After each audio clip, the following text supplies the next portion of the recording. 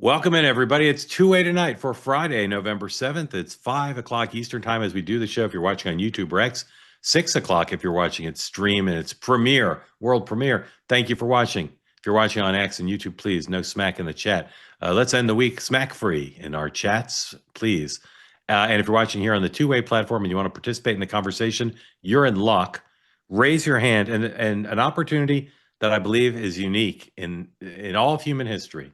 I don't believe there's ever been a show, hopefully I'm wrong, I'm not wrong, that features Mark Caputo of Axios and Josh Christenson, the DC bureau chief of the New York Post. I don't believe any one program has ever featured those two guests taking questions from the two-way community. So history being made tonight. Congratulations for being part of it, and thank you for being here. The biggest news today involves the government shutdown and a lot of back and forth between the Republicans and the Democrats. The Democrats in the Senate put forward a plan today that has been on offer from Mike Lawler and other Republicans for some time, which is extend the Obamacare subsidies for a year. And I don't know, and I'll be so curious to ask Josh about this, and Mark, whether the Democrats actually thought this offer would be accepted. But as so often happens in the machismo-filled world of Donald Trump's Washington, the Republicans took the offer and said, this shows Democrats are desperate because they're offering something we would never accept.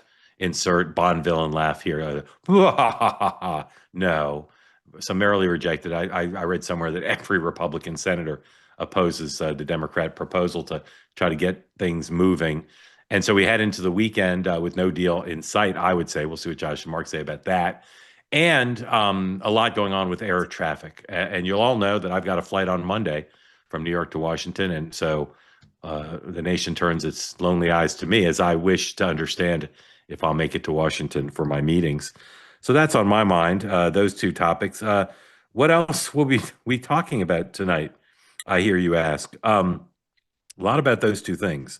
The president spoke at the White House today, meeting with Orban, spoke about some of these things on camera. And Chuck Schumer spoke on the Senate floor. We'll hear all that.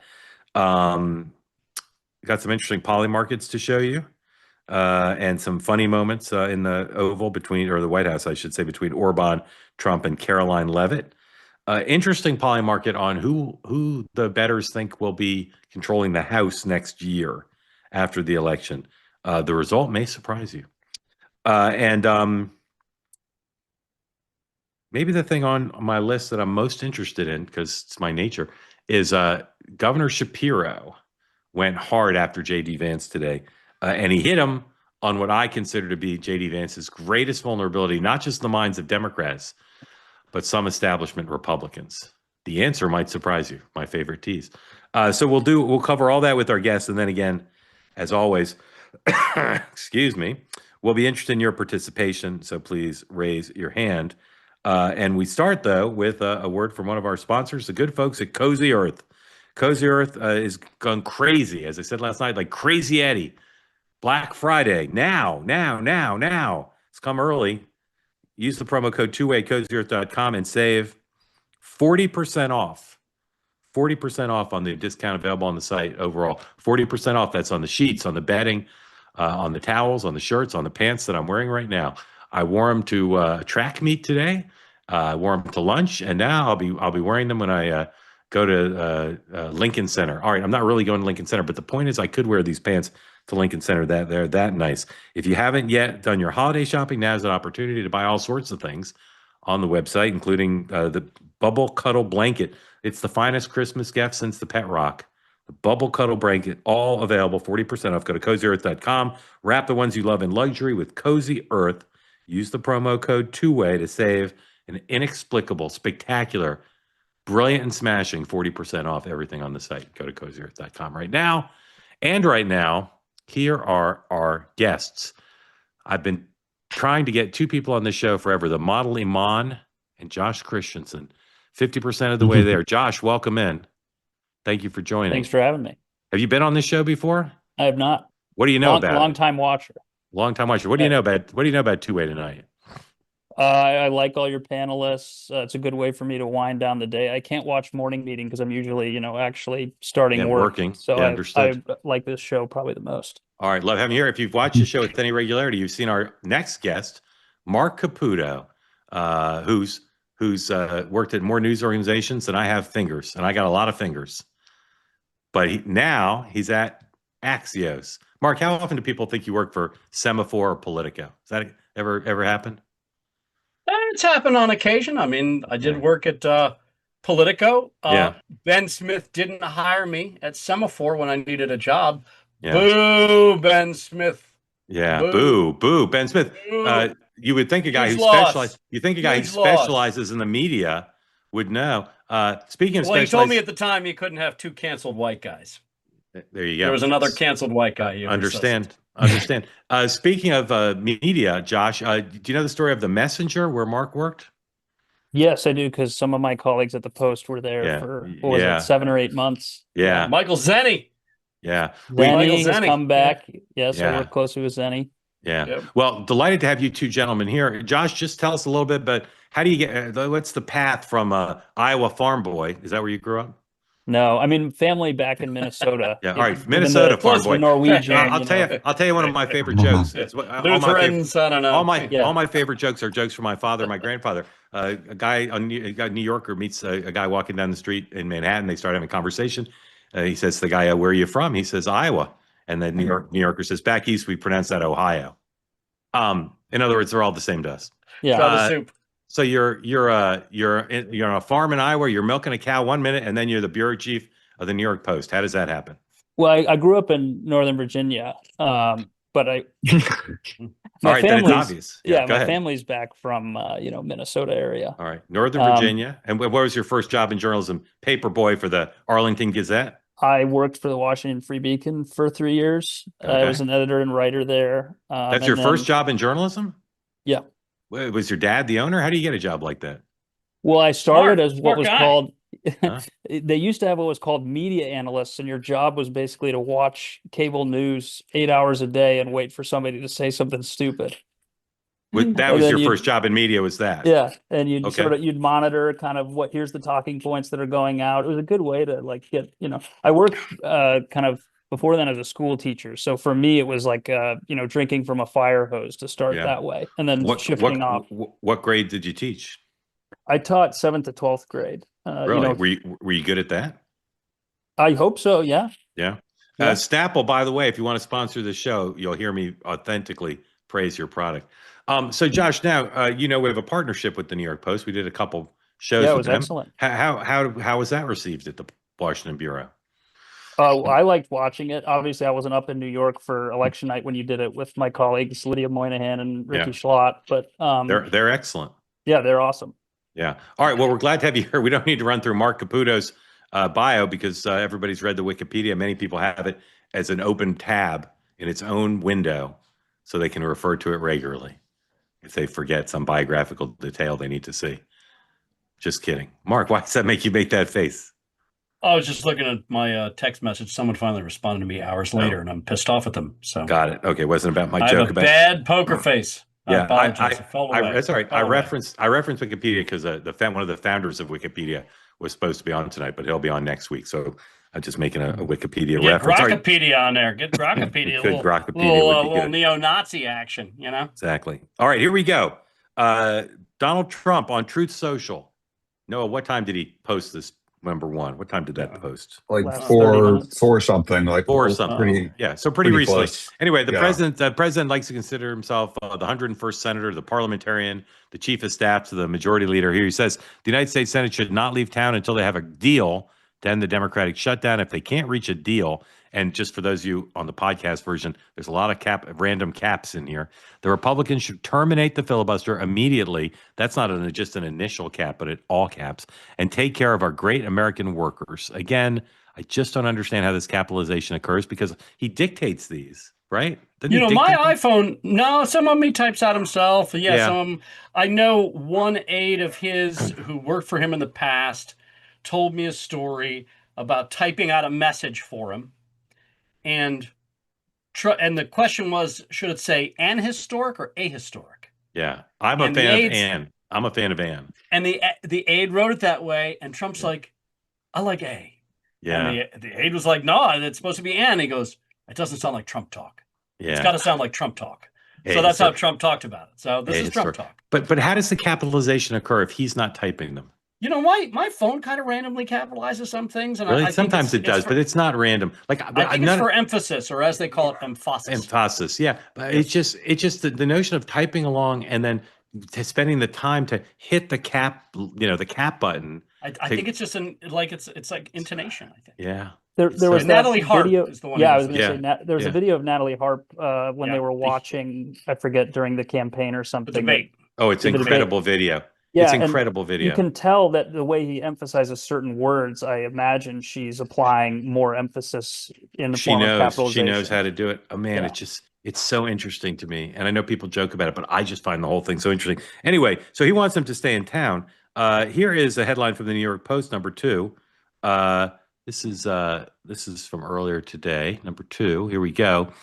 Look at the byline there. John Christian. Every time I see your byline, I just get goosebumps. What did I say? Did I say John? Did I say John? Yeah, people keep calling me John. I don't know why I said that. I know your name's Josh, but it's very tiny font. Anyway, Josh Christenson, every time I see your byline, I just get goosebumps. It's so exciting, Bureau Chief.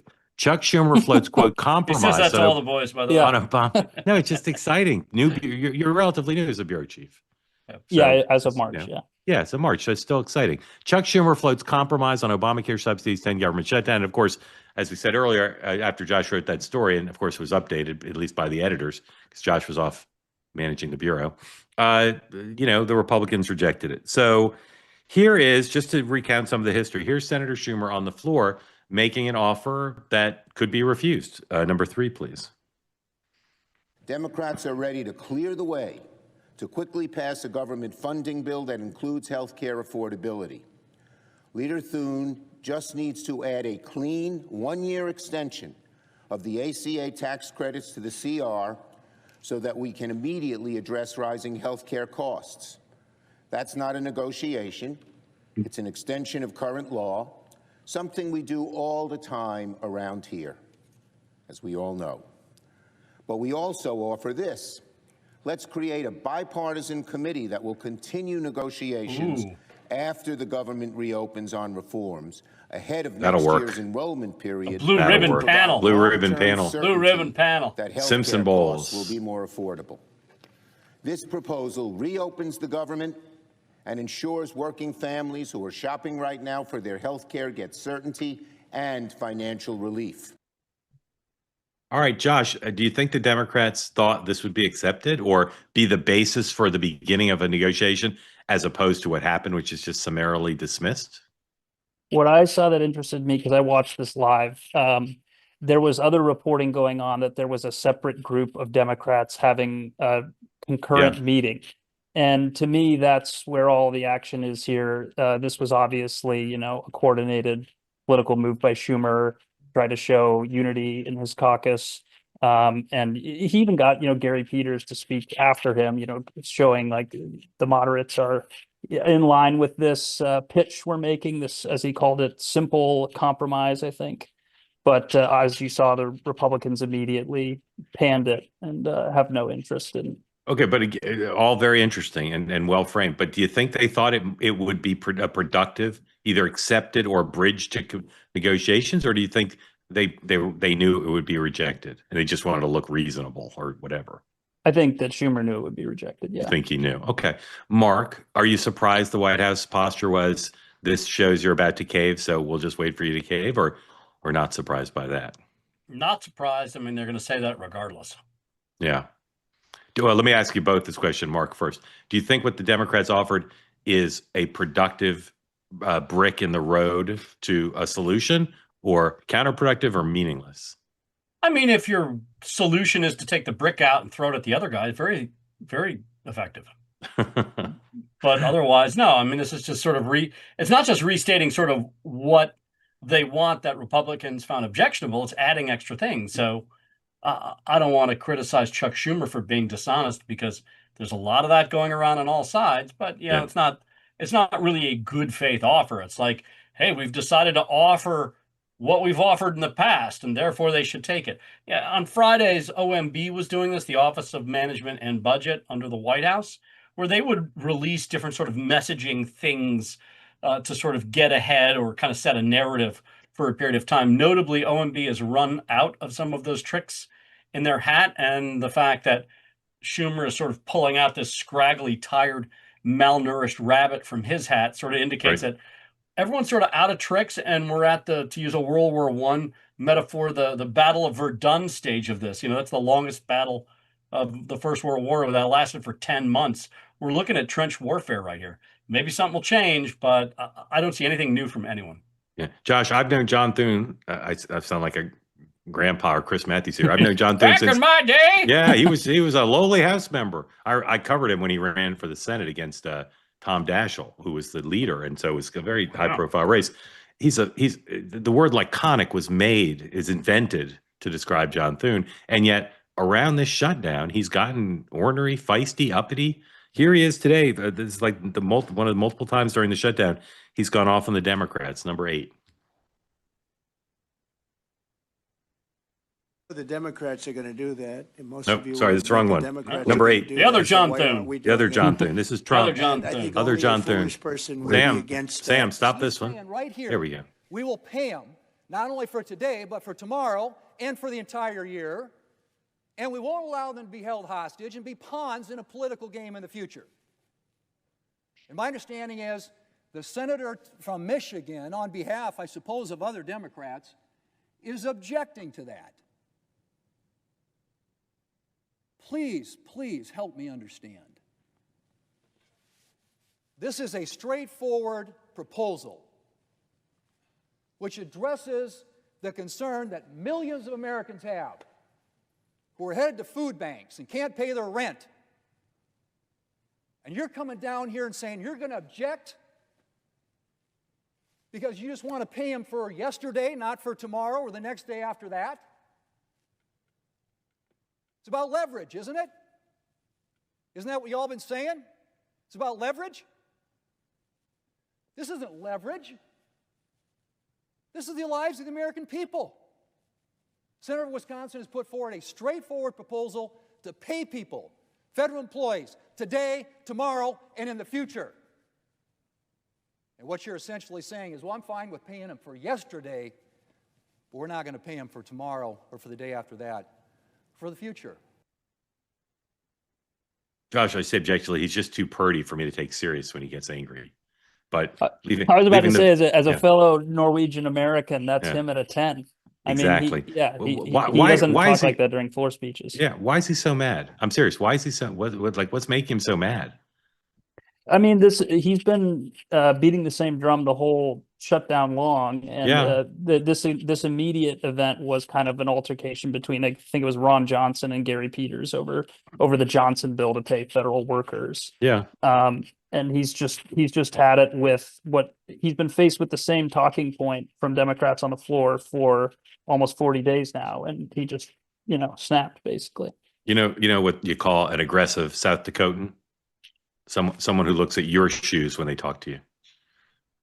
You guys get that one? Come on. That's the best South Dakota joke I got. That's a good All one. right. That's a All good right. I'm not going to play you the Trump soundbite because he said what he said for 40 days. The Democrats are crazy and they want to give money to illegals. So the president said the same thing he said today. Now let's polymarket the better's view of when this is going to end. Number 9, please. And as you can see, unlike some of the other moments in this polymarket, right now it stacks. The later it is, the more likely it is. Only a 1% chance it ends today. 19% it ends in the next 4 days. 29% it ends the 12th through the 15th, and over half think it's going past November 16th, which obviously starts to take us to Thanksgiving. Mark, where's your head at regarding when this ends? I'm going to go the 16th, 17th. I go there. 16, 17. Okay. I could be. I hope I'm wrong. Yeah. Josh? Yeah, definitely toward that end. It's only going to take the sort of like every year around Christmas, Congress has to get its act together before the holiday. It'll be the same effect with Thanksgiving, and they still have more time. Right. All right. Again, the big thing now everybody's talking about is the flight cancellations. Number 4, please. This is the Washington Post headline. Just so you know, Josh, when I say the Post, I mean the New York Post, which is why I say Washington Post. Flight cancellations hit major airports on first day of FAA reductions. Airlines have canceled more than 1,000 flights to comply with the shutdown related FAA directive to reduce traffic at 40 airports, including Atlanta, Chicago, and Dallas. It's funny that the Washington Post would say Atlanta, Chicago, and Dallas and not mention that Washington Reagan is one of the airports too. You'd think they'd be more focused on that. And then here's the Wall Street Journal headline. Number 5, flight cancellations could rise to 20% if government shutdown continues. I don't know. Either of you know, how do they pick which flights to cancel? I have no idea. I spoke today actually to the FAA about this, and basically they have this safety team within FAA that is looking at volume at the major airports and changing every day based on what they're seeing to make sure there are less cancellations and less delays by shrinking the volume proactively. Are they And so shrinking that's the how they can- volume? Are they shrinking the volume of like private jet travel? I didn't ask about that, but I doubt it. I think so. Do private jets land with the same FAA tower operators as the commercial flights, or are they a different tower? This is the problem when reporters are together talking about these things and answers we don't know. People are Yeah. like, oh, these guys don't know This anything. is a question for Yeah. the Daily or the Yeah. Bulwark, who reported on Cash Patel's private flights Yeah. recently, whatever. Josh, the next time you call the FAA, ask them about my flight. It's the first Delta flight of the day on Monday. I thought you were doing all regional jet private travel at this point. Like you're Chinatown bus. I'll be on the mega bus at this rate. You may as well take the Acela if you're going to DC from New York. I just don't. Although the Acela shut down because isn't that like it's federal, but maybe it's privately operated. Once again, I shouldn't ask these questions publicly. Good question. Look even less knowledgeable. Yeah. All right. Hold on one second. Just dealing with a little news. It's been federally sped up in any case. That was the big Duffy move before this. Talking about making all the trains faster. Exactly. Duffy was all over TV today, once again, sort of taunting Democrats, saying this is all their fault. All right. Let's make sure nothing else on this did that. Okay. All right. Affordability. Oh, no, Mark, I wanted to ask you about the filibuster because you're a student. You're a student of Trump. He had a good piece on it too. Yeah, he did. I'm sure the president's aides have told him, John Thune's not getting rid of the filibuster. I'm sure they told him that. So is it peak and frustration, or does he think it's so he doesn't think he's going to pressure them, or he's going to try, but he is going to. So he thinks it might work. From what there's two different things. Is I think sometimes it's worth just having the fight. You know what I mean? Like make it paint. Like my last discussion with the folks in Trump world is that Trump is pissed off, and when he's pissed off, he wants to throw some hands, and so. But why not? Why not attack the Democrats and not his own? Because party? he's sitting there stewing over this. This is Donald Trump's mindset, right? Donald Trump is sitting there, and when you get outside of DC, and this is my own belief, the filibuster really seems fucking stupid. Yeah. Inside DC, the filibuster seems like a great idea. Yeah. Okay. I'm not saying it is, or I'm not saying it isn't. Understood. You could probably get a good idea of where my biases lie. Yeah, you live in Miami. I don't live in DC. Yeah, correct. Yeah. So Trump is sitting there, and he's not. He's a guy from Palm Beach now, right? And not a guy from DC. And he's thinking, my God, I've got 53 votes in the Senate. Yeah, I need just 50 plus 1 to pass.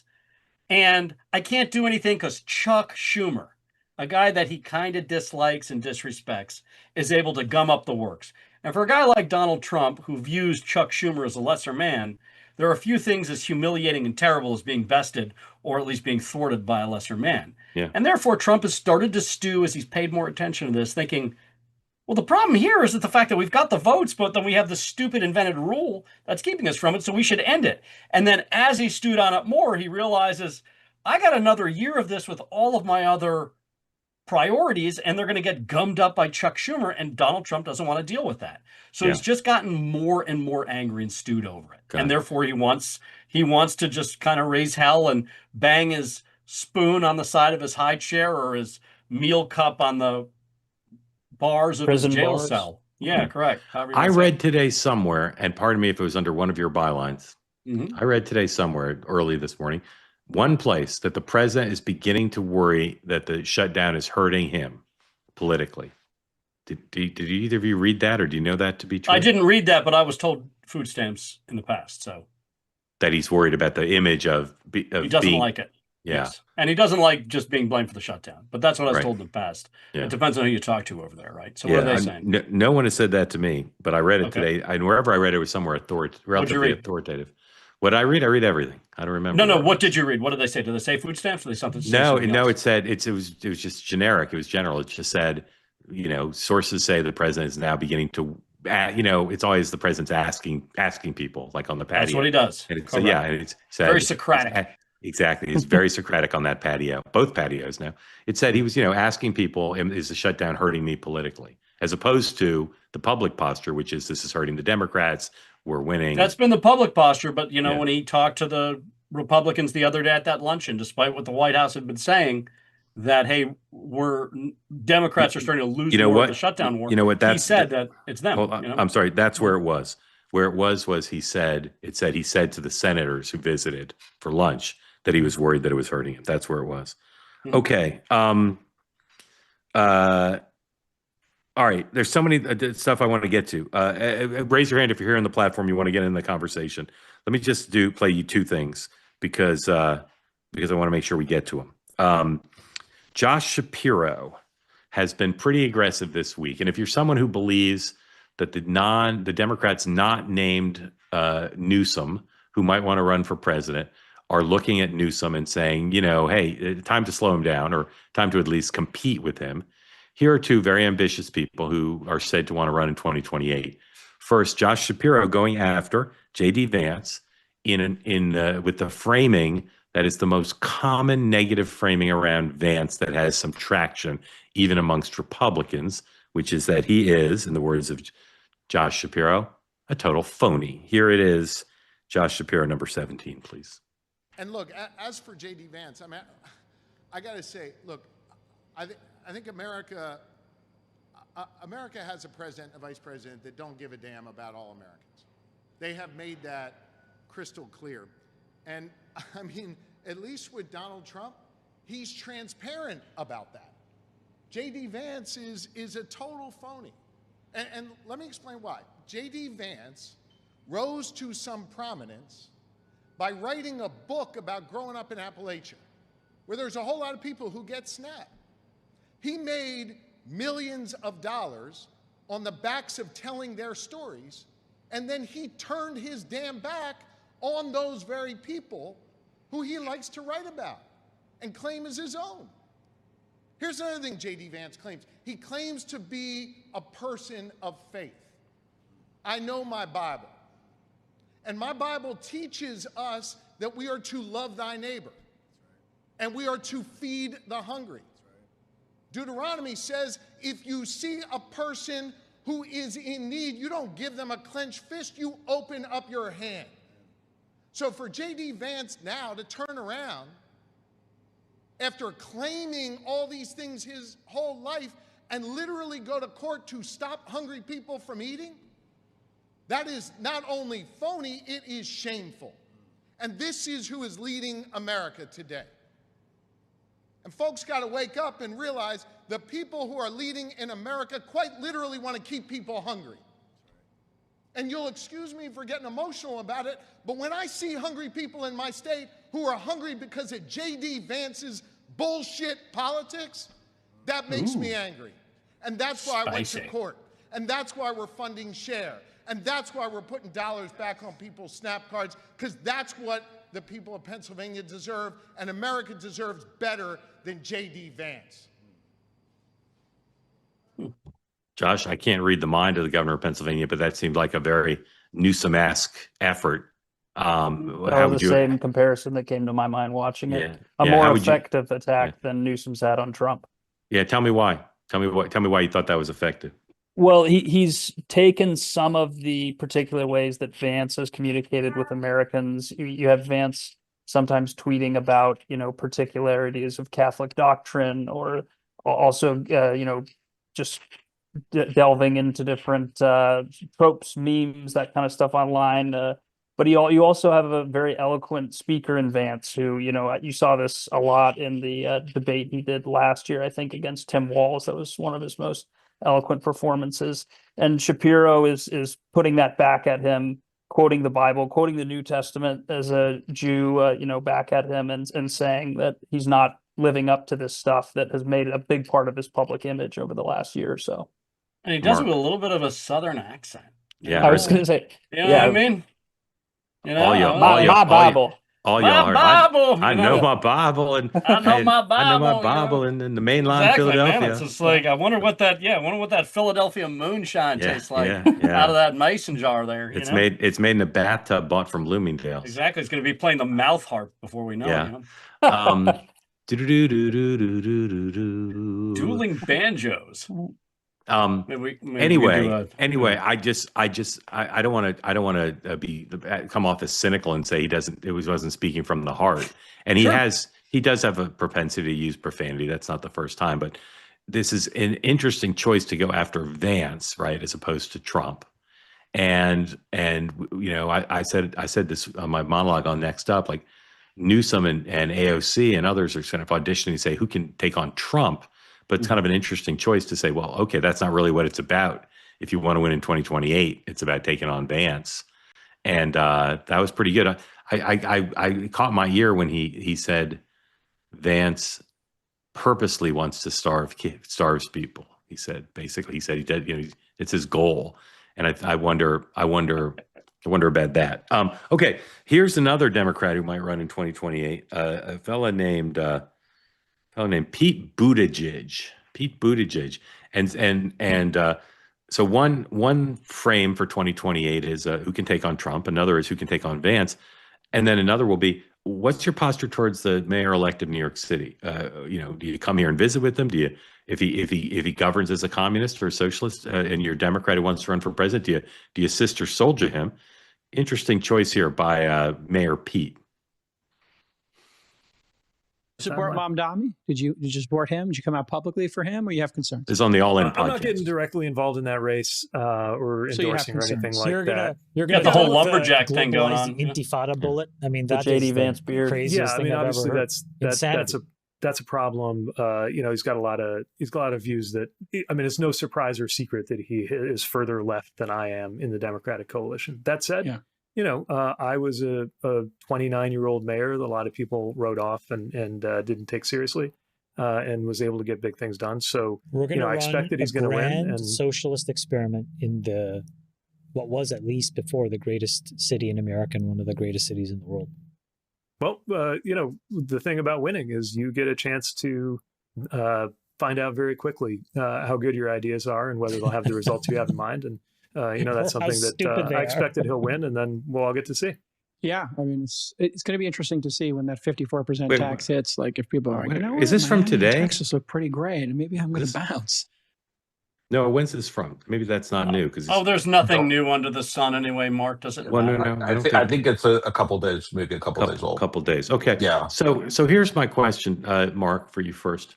He was kind of mealy mouthed about Mamdani. He's like, I'm not getting involved in that race. It's no secret I'm to his right. Do you think that Democrats, if he governs in a very progressive way, socialist, communist way, do you think Democratic presidential candidates will feel the best politics is to denounce him, or will they try to avoid it? In other words, we talk all the time about Trump using him as a foil. Is it possible, if you're a Democrat who wants to separate yourself from the left, that he'd give them that opportunity? Mamdani's unavoidable because the national media is based in New York, and therefore he is now kind of America's mayor. Welcome to the tyranny of, consolidated New York media. However, on the other hand, another reason they can't avoid him is Republicans aren't going to let him do that. This is the lemonade that Republicans are gonna wring out of the lemon of Tuesday's election results. And they're gonna make Democrats kind of take a stance and talk about it. We'll see how effective that is. All right, that interview was about a week old, I'm told. All right, Josh, I want to show you this. Number 16. This is a poll that Politico did. They've got some new monthly poll they're doing. I didn't really understand the framing. Who's the leader? Don't know, 21. Kamala Harris, 16. Nobody, 10.5. Schumer, 7. Jeffries, 7. Obama, 7. Newsom, 6. Joe Biden, 4. What do you make of that, Josh? I think it's a couple days moving, a couple days old. Is this from today? Yeah, I mean, it's going to be interesting to see when that 54% tax hits. Like, if people are, why don't you make I was kind of surprised. I guess I feel like there've been some earlier polls about this in the year, but to have as many as 21% saying they don't know who the leader is at this point in time. Also would have expected, I guess, Newsom to be like higher than, and even expect Obama to still be like having higher numbers too. I agree with But all that. Biden probably accurate. All right, here's some good news for Democrats. Let's polymarket this question.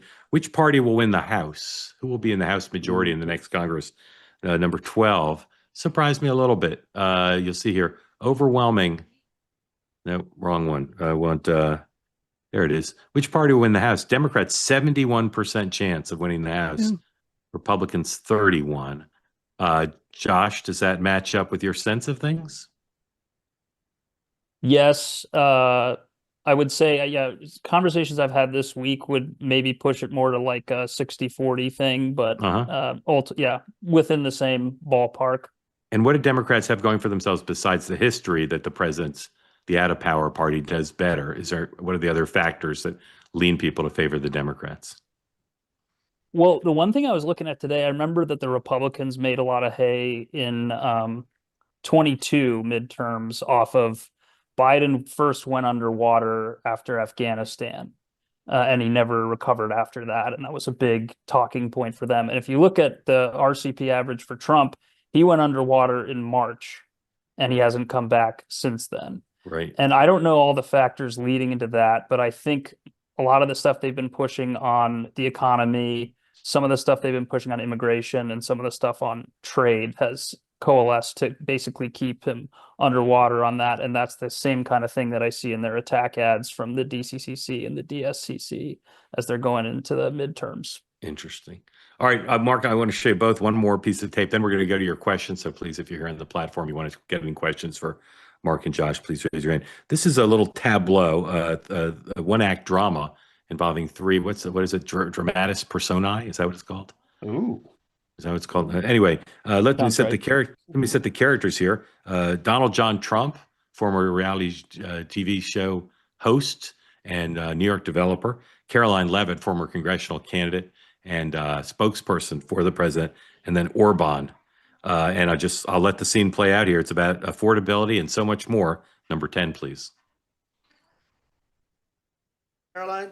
Yes, sir. Could you discuss that question that was asked and how it was asked in such a fake, disgusting manner by the fake news? Yeah, and I just saw it asked again here, and it's very unfortunate that the reporters in this room refused to address, sir, what you just said, which is that you inherited the worst inflation crisis in modern American history, and you are fixing it in 10 short months, and your entire administration has been tasked with this effort, from Treasury Department to Agriculture Department to the National Economic Council right here at the White House. They are slashing regulation. He signed the largest middle-class tax cut in 6 months. In 6 months, in record time, putting more money back into the American people's pockets. So affordability is what the American people elected this president to do, and he is doing it, and you guys refuse to cover it, and you refuse to cover that the previous administration created the worst unaffordability crisis in American history. And I've been watching the TV all day saying that he doesn't want to talk about affordability. That's what he's working on every day, and that's what this administration is doing. Right now. But you know why they refuse to cover it? Can I because they're fake news, that's why. Go ahead. Can I get her someone? Sure. Caroline, the Prime Minister would like you to work for him in Hungary. Please consider. Please consider. You know what? That's a very good decision you just made. Please don't leave us, Caroline. Mark, your comments, stage direction, thought It's bubble. notable Donald Trump fashions himself as the best communicator out there. Notable that he decided to defer to Caroline to deliver his message. Totally amazing. Totally amazing. And I'll let both of you, I'll be your assignment editor. It's now time for someone to write the piece about their relationship. And this could be your opening anecdote, because I've covered lots of press secretaries. There's never been a relationship like this, mostly because of Trump and his attitude. How would you describe it? He's so taken with her capacity to do the job that he's empowered her in a way that It's I'm trying to put it in words. He's empowered her in a way I've never seen a press secretary be empowered. And given her age and relative inexperience, it's quite something. It's quite an achievement that he has, as you said. He trusts her to speak for him. And he trusted Sarah, he trusted Hogan, but not like this, not in the same way. I'm not saying he didn't trust them, but it's different, qualitatively different. And I can't quite explain it. That's where you come in, do some reporting, maybe double byline, co-production. I don't know, but there's something about it that I've never seen. And that moment really exemplifies it. All right, stand by. A quick word from another sponsor, and then go to community questions. And sorry, we're a little late there. TakeLean.com, available now for 20% off if you don't want to lose weight in an unhealthy way. Weight cycling, where you lose 10 pounds, gain 10 pounds, lose 10 pounds. That's unhealthy. Can do all sorts of horrible things to your diabetes, liver damage, heart attack, and stroke. It's that serious. You need to lose weight a healthy way. The way to do that for many is the non-prescription Lean, created by doctors. It's an oral supplement, not one of those injectable GLP-1s that everybody on this platform seems to think are the greatest thing ever. But try this. It helps maintain healthy blood sugar, control appetite and cravings, and helps burn fat by converting it to energy. So if you're looking for a way to lose meaningful weight at a healthy pace and keep the weight off, try the products from Lean, part of a diet, life, and exercise lifestyle. 20% off. Go to TakeLean.com, enter the promo code 2way at TakeLean.com for 20% off. Again, the promo code is 2way. Thank you for your attention to that matter. Alan, welcome in. Tell everybody where you are, what's on your mind for Josh and for Mark after you unmute. There you go. Good evening, everyone. Yes, sir. I'm Alan. I'm in New York City. I wanted to circle back to a point that, Mark, I think you or perhaps someone else made on one of your multiple excellent programs this week. And it relates to the DSA's policy platform. There's a document that I believe was produced by some subcommittee of the DSA and has been published in the media a bit, but not as much as I think it should be addressed. My reading of the document is that it calls on Zoran to do a bunch of things in New York, including arresting people who served in the IDF, which is literally everyone from Israel over a certain age, given the draft. So my question tonight is, why is it that Project 2025 receives so much attention, and yet the DSA platform is getting very little attention, notwithstanding the rise of DSA-affiliated candidates who are running for major office on the Democratic Party ticket? And I suspect the answer is the media is biased, but I guess what I'm hoping for is something a little deeper, given all of your expertise on the media. And how did we get to this point where it's so biased that they can't pursue what's clearly such a compelling story? It's a matter of scale. It's a matter of scale. The presidency does not nearly compare to the New York City mayor, despite what everyone in New York wants to have you believe, because that's where the national media is located. And the DSA is still a minority party of a sort of minority party, and therefore it doesn't rise to that scale as well. That's not to say that these ideas are sane or would work, but that is the best way to describe it. Now, I don't cover the New York City mayor's race. I would love to never hear about the New York City mayor ever again. I don't think I'll ever get that wish fulfilled. So I can't intelligently speak about the degree to which this has been covered, but I would assume it's been covered to a degree by the New York Post, which is why I'm handing this off to Josh. Yeah. Josh? Yeah. I was going to say, I mean, anytime the DSA breathes up there, we're probably doing some sort of story, particularly like during the election cycle. That was a key focus. I can't speak for the Daily News or some of the other, Metro dailies, or the New York Times for that matter, which is not going to cover, as far as I saw, the DSA to the degree that they would cover the Heritage Foundation. But I think that's also attributable to what Mark's talking about with the presidential race versus a mayoral race. Yeah. Oh, go on. Go ahead. Oh, just to be clear, like I live in Florida. The New York Times would prefer to cover Republicans in Florida and their foibles rather than Democrats and liberals and their foibles in the city of New York. So I'm not saying there's not media bias at play. Yes, however, I do think it's nevertheless just a scale of the fact that the mayoral seat is not like the presidential. Yeah. The DSA is nowhere near comparable to the Republican Party. Alan, thank you. Grateful to you. I got to sneak in another spot because, as they say on TV, you got to pay to keep the lights on. So one more, cornbreadhemp.com/2way. Get 30% off your first order. If life's been a little crazy lately, there's one thing that may help you unwind. It's the cornbread and hemp CBD gummies. Looking for a natural way to relieve stress and maintain health. Cornbread and hemp? Cornbread hemp. Cornbread. That's the name of the company. Cornbreadhemp.com. Very southern. Do they come with like okra and stuff like that? They're made to make you feel better, whether it's stress, discomfort, or maybe you just need a little relaxation after a long day covering the White House or Capitol Hill. I just want some cornbread at this point, man. Yeah, I like cornbread. It's formulated to relieve discomfort, stress, and sleeplessness. All products are third-party lab tested, USDA organic to ensure safety and purity. Right now, people who watch or listen to this show, you can save 30% off your first order. Go to cornbreadhemp.com/2way. Use the code 2way at checkout. Cornbreadhemp.com/2way and use the code 2way. As Bill Clinton would say, they're telling me we got to quit because we're ending a little bit early tonight for a variety of reasons. So, closing remarks. Mark Caputo, tell me what you're looking for this weekend in the shutdown. Anything happen over the weekend or not? I mean, my best guess is no.